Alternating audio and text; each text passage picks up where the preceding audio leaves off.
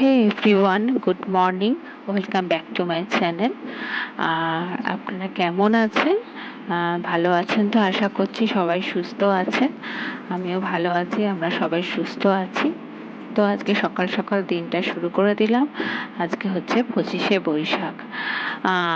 তো বেশ আজকে অন্যরকম দিনটা, রবীন্দ্রনাথ ঠাকুরের জন্মদিন। তো এখন আমি লিকার টি খাচ্ছি। হাজব্যান্ডকেও দিলাম, হাজব্যান্ডের নাইট শিফট চলছে, তো এখনো কাজ করছে। আর ব্রেকফাস্ট বানানো হয়ে গেছে, আজকে রুটি আর আলুর তরকারি করেছি। এখন লাঞ্চের প্রিপারেশন করছি। লাঞ্চে আজকে ডাঁটা আলু দিয়ে কাতলা মাছের ঝোল করব।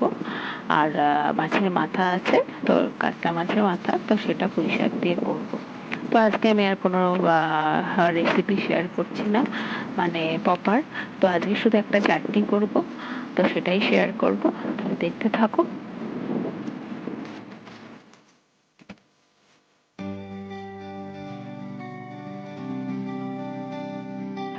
তো এই দেখুন, এটা হচ্ছে আনারসটাকে আমভাবে কেটে নিয়েছি। তো আনারসের আমি চাটনি করব। তো এই আনারসটা এবার প্রেসারে একটু সিদ্ধ করে নিচ্ছি, যাতে পুরো গলে যায়। কেন কাঁচা করা যাবে না, একটু হালকা শক্ত থাকে, তো খেতে ভালো লাগবে না, সেই জন্য আমি প্রেসারে দুটো সিটি দিয়ে নেব। তারপরে সিটি দেওয়া হয়ে গেলে তারপরে নাবিয়ে নিয়ে, এই দেখুন নামানো হয়ে গেছে আমার। নাবিয়ে এই যে গলে গলে গেছে, এবার হাতের সাহায্যে এটা ভালো করে পেস্ট করে নেবো। আর দেখুন এরকম পেস্ট করে নিয়েছি। তো এরকম একটু জলটা রেখে দিয়েছি, অল্প একটু জল। তারপর ন্যাচারালি যেরকম কড়ার মধ্যে একটু সামান্য সর্ষের তেল দিয়ে, তারপর একটু সর্ষে ফোড়ন দেবো আর শুকনো লঙ্কা ফোড়ন দেবো, দিয়ে আনারসটা দিয়ে দেবো, সামান্য একটু হলুদ দেবো। আর আমি চিনি দিচ্ছি না, আমাদের অনেক দিনের বাতাসা রাখা ছিল, তো বাতাসাগুলো গুঁড়ো হয়ে গেছে, তো সেই বাতাসা দিয়ে আমি করবো। তো ওটা দিয়ে দেবো, দিয়ে ভালো করে ফুটিয়ে একটু ঘন ঘন হয়ে এলে নামিয়ে নেবো। আর একটু সামান্য নুন দেবো। এই হচ্ছে আজকে আনারসের চাটনি। তো ভালো লাগলে অবশ্য জানাবেন কেমন লেগেছে কমেন্ট করে। তো তাহলে দেখতে থাকুন।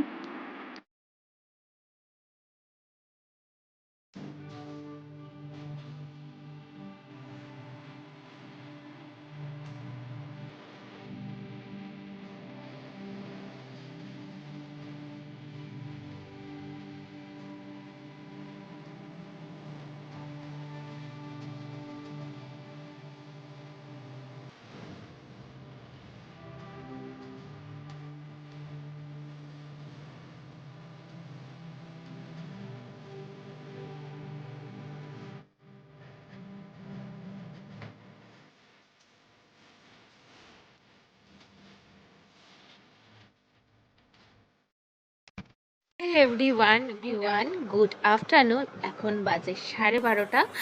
তো সকাল থেকে ব্লগটা শুরু করেছি, কিন্তু এখন এলাম আপনাদের সামনে। তো আজকে হচ্ছে 25শে বৈশাখ, রবীন্দ্রনাথ ঠাকুরের জন্মদিন।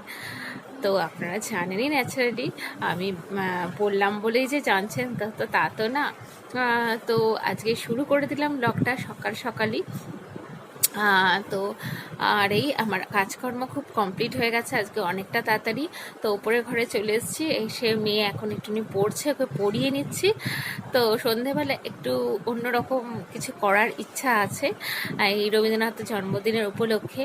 কারণ প্রত্যেক বছরই মেয়ের নাচের স্কুলে মোটামুটি প্রোগ্রাম হয়, তো মানে করে।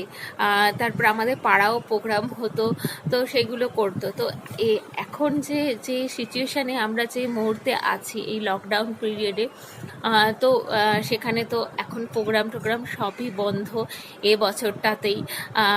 মানে এ বছরটা রবীন্দ্রনাথের জন্মদিনে কোনো জায়গায় প্রোগ্রাম নেই, কোনো গানের আওয়াজ পাওয়া যাচ্ছে না। অন্যান্য সময় সকাল থেকে রবীন্দ্রনাথ ঠাকুরের সমস্ত গান ভেসে আসতো। তারপর আমারও ছোটোবেলাকার দিন মনে পড়ে যায়। ছোটোবেলাকার প্রচুর প্রোগ্রাম করতাম, আমাদের পাড়ায় ফাংশান হতো, একটা দিদি ছিল, সে খুব অর্গানাইজ করে সমস্ত করতো। তো নাচ করেছিলাম, মেঘের কোলে রোদ এসেছে, বাদল গেছে ছুটি। তো এই গানটাতে কে না নাচ করেনি। সত্যি এই গানটা একটা অন্যরকম ছোটোবেলাকার স্মৃতিগুলো সমস্ত কিছু মনে করিয়ে দেয়, তাই না? তো এই 25শে বৈশাখে গৃহবন্দী হয়ে বাড়ির মধ্যেই সবাই আমরা দিনটাকে পালন করছি। অনেকেই দেখছি ফেসবুকে, মানে সোশ্যাল নেটওয়ার্কে সব যারা আছে অনেকে অনেকে দিচ্ছে, দেখছি সে গৃহবন্দী হিসাবে ঘরের মধ্যে থেকে তারা বিভিন্ন ধরনের গান, নাচ সব কিছুর মাধ্যমে রবীন্দ্রনাথের জন্মদিনটাকে তুলে ধরেছে। তো এটা খুবই ভালো লাগছে। আর তো একদিন আগেই আমার বার্থডে গেছে, মানে আমার জন্মদিন গেছে, মানে রবীন্দ্রনাথের থেকে বলতে গেলে আমি একদিনের বড়। না, জোকস অফ পার্ট। তো যাই হোক, মানে আমিও 24শে বৈশাখ জন্মেছি। মা বলতো, আমি যখন যে নার্সিংহোমে হয়েছি, মা পরের দিন দেখছে যে গান আসছে, মানে আমি যেদিন হয়েছি তার পরের দিন বলছে রবীন্দ্রনাথের গান শোনা যাচ্ছে। তখন মা অতটা খেয়াল নেই, মা বলছে ও তো রবীন্দ্রনাথের জন্মদিন, মানে একটা এরকম মা বলতে জানি ছোটবেলায় যে তুই রবীন্দ্রনাথের থেকে 1 বছরের বড়, হ্যাঁ মানে একদিনের বড়, এরকম ভাবে আমাকে মানে করতো। তো যাই হোক, বাদ দিন এইসব কথা। তো এই আর তো ভাবছি সন্ধেবেলা একটা অন্যরকম মেয়েকে একটুখানি এনকারেজ করার জন্য, ও একটু খুশি হবে তার মাধ্যমে। কেন আমার মেয়ে নাচতে প্রচণ্ড পরিমাণে ভালোবাসে। এত সুন্দর বলতে নেই, মেয়ে বলে বলছি না, ও খুব সুন্দর নাচে। তো নাচতেও খুব ভালোবাসে, ড্রয়িং করতে, এই দুটো জিনিস করতে ওর খুব ভালো লাগে। তো এখন যে গৃহবন্দী হয়ে আছে বাড়ির মধ্যে, তা ওকে বাচ্চাদেরও তো কিছু একটা করা উচিত, যাতে ওরা একটু ভালো মানে নিজের মধ্যে এনার্জি পায়, খুশি থাকে। না হলে তো এখন বাড়িতে থেকে থেকে একটু খিটখিটে, একটু অন্যরকম হয়ে যাচ্ছে। তো তো সেটা অবশ্যই আপনাদের সাথে শেয়ার করব, ইচ্ছা আছে। আর আনারসের চাটনিটা আপনাদের সাথে শুধু শেয়ার করলাম, তো কারণ আনারসের চাটনি আমি কোনোদিনও, সত্যি রিয়েলি আমি কোনোদিনও করিনি। তো বাবা আনারসটা, মানে আমার শ্বশুরমশাই আনারসটা কিনে নিয়ে এসছে। তো আনারসটা কেটে দেখা হয়েছে, মানে নরম কিন্তু প্রচণ্ড পরিমাণে টক। তো সেই টক আনারস খাওয়া যাবে না, এমনি আনারস খেলে দাঁত টোকে যায়, আমার তো খুব একটা ভালো লাগে না। তো যাই হোক, আনারস মানে এত টক হয়েছে, তো ওটা কি করব, তো সেই জন্য ওটাকে চাটনি করে নিচ্ছি।